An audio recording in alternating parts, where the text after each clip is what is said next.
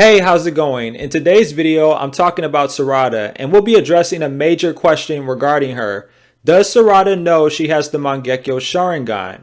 This is a significant question considering the power dynamics currently in the series.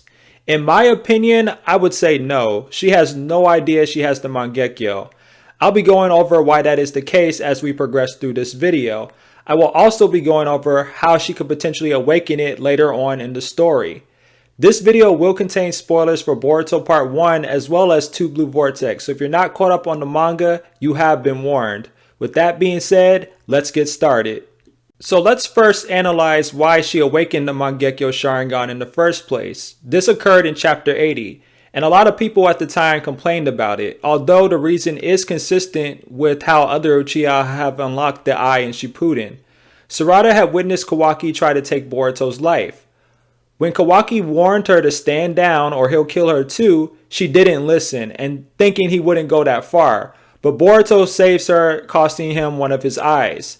As Kawaki was being hunted down by the Leaf officials, Ada unintentionally casted Omnipotence, which in turn altered everyone's minds for the most part that Kawaki lived in Boruto's shoes and vice versa.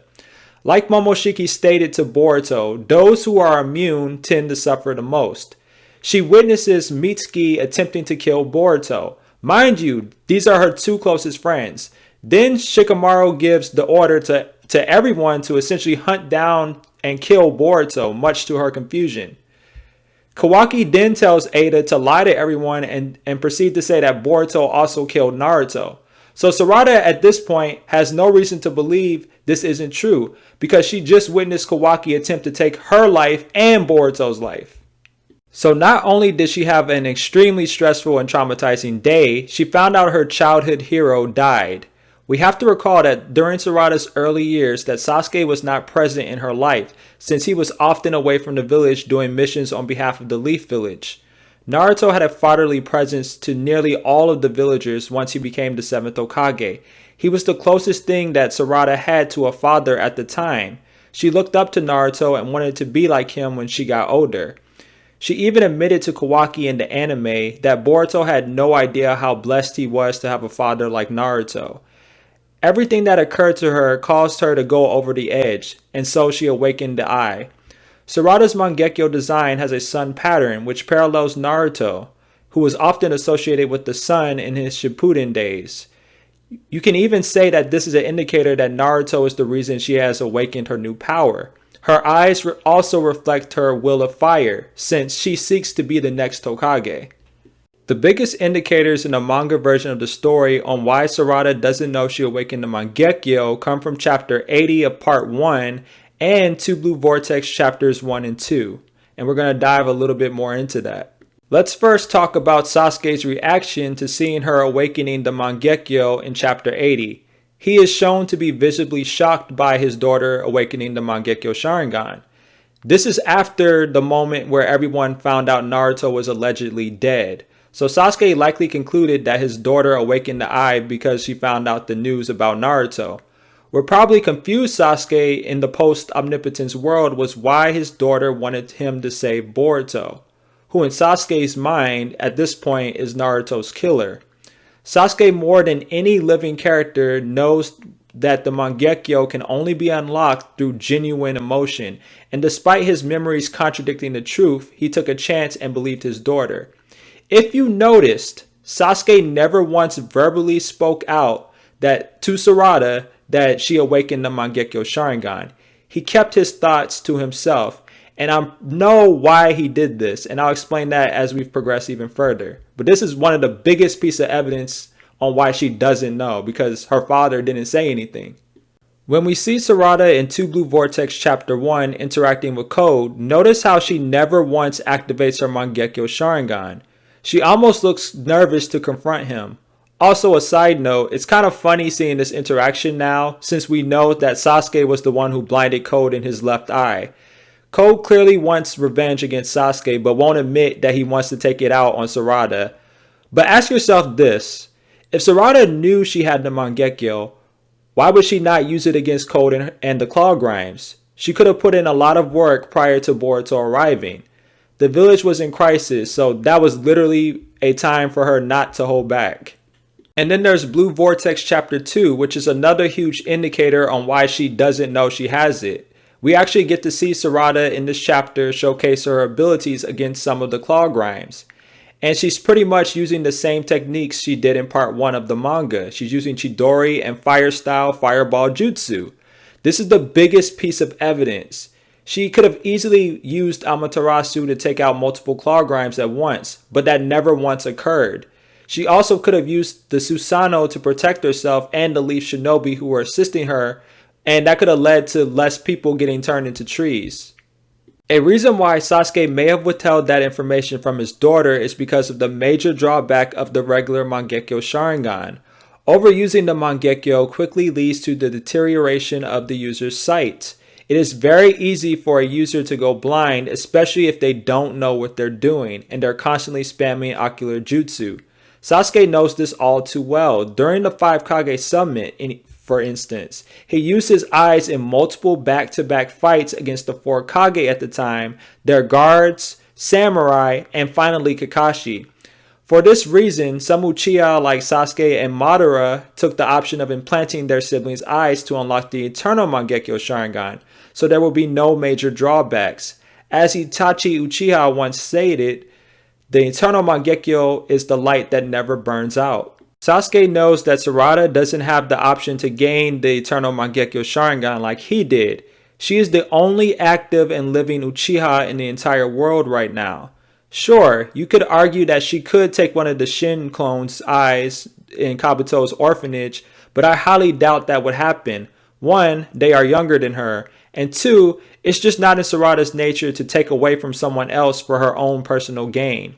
Even if Sasuke gave Sarada his one remaining eye, she would still have to deal with the risk of going blind in her other eye. There is also evidence in the anime that heavily supports why Sasuke didn't tell her. Sasuke likely feared the process of unlocking the Mangekyo would change his daughter for the worse, that it would take her down a path that he and other notable Uchiha have already walked down. In Boruto episode 170, after taking a moment to talk, Sarada tells Sasuke she did research and knows Sasuke's evolved Sharingan is called the Mangekyo. She then goes on to explain that the archives didn't explain how the Uchiha unlock it. In her mind, she thinks it's just another natural progression of the base Sharingan. But Sasuke knows better and immediately stops the conversation about it because of the dark truth. We can see that he is visibly uncomfortable by this topic. Sarada is confused on why her father would withhold that information from her. Sasuke was just being a parent because in real life, some parents tend to hide the darker truths from their kids. And it's only when the child gets older and they feel that the child can handle that trauma that they reveal that information. Sasuke likely feared she wasn't ready to know something like that. Episode 170 has another important conversation, and I believe this is yet another reason why Sasuke didn't tell Sarada in chapter 80. It has everything to do with Sakura and Sasuke's conversation in this episode. Sakura, naturally being a concerned parent, worries about her daughter's development, fearing she will unlock the Mangekyo Sharingan someday. Sakura has already had a fair share of dealing with Uchiha who went crazy after awakening that eye, one of them being her own husband. As a mother, she wants the best for her child, and the thought that Sarada could potentially end up in a dark place scared her. Sakura's fears obviously became a reality because we know what happens next thanks to Kawaki, but that's besides the point. Her concerns are understandable because death is something that is inevitable. We are all going to lose someone we care about eventually. That's just a part of real life. But in this fictional world, it's even more common to lose someone. Sarada and her friends are basically soldiers, and when world-ending threats arrive, they have to be the first to respond and risk their lives. It is the path she chose and her friends did as well. Sarada is more likely to lose someone close to her than the average citizen living within one of the 5 great nations. Sasuke and Sakura both understand the eye is associated with tragedy. Losing someone you love awakens the eye, and that once that eye is awakened, the person who awakens it remains changed forever. Sakura, like Sasuke, feels her daughter may not be able to handle it, but Sakura, unlike Sasuke, explicitly says so. Sasuke acknowledged Sakura's feelings, and that is what caused him to hide the truth from his daughter more than any of the other reasons. And like his brother before him, Sasuke hid the truth from his family and fled the village and was labeled a traitor. Crazy how things have come full circle for him. What Sakura and Sasuke both failed to realize is that the Uchiha of old have long since been gone. That Sarada is representing the new generation and can break the curses of the past. She can achieve what Sasuke could not, and that's bring honor back to the Uchiha clan. Instead of being like Madara or Obito, she can be like one of the Uchiha that Tobirama respected, Kagami Uchiha.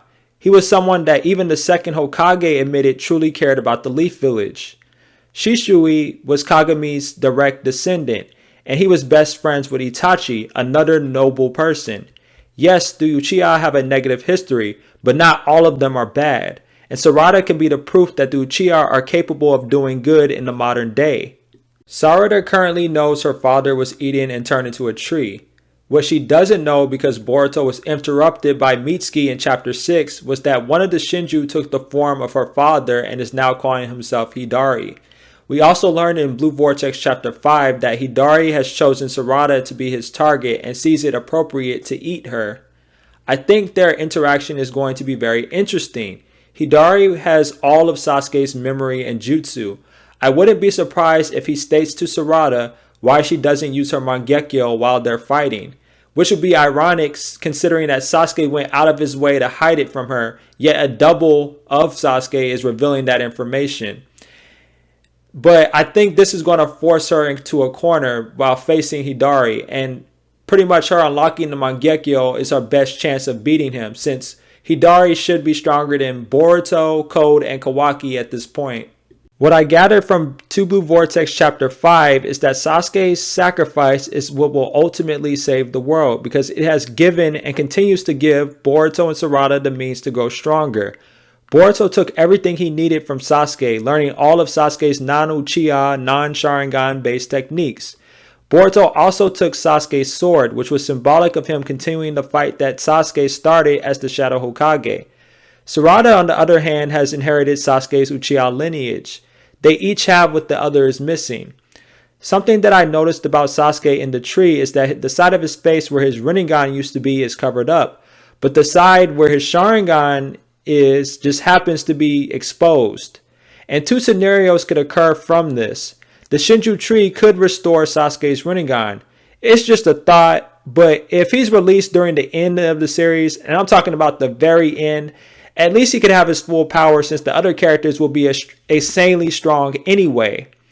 And then the second scenario would be cool too, and that's essentially where if the war with the Shinju goes like really bad for the good guys, maybe Boruto can take Sarada to Sasuke's tree, and she could borrow Sasuke's internal Mangekyo Sharingan, which in turn could awaken a brand new eye that's never before been seen, a new type of Sharingan, and Sarada can become an even more powerful shinobi.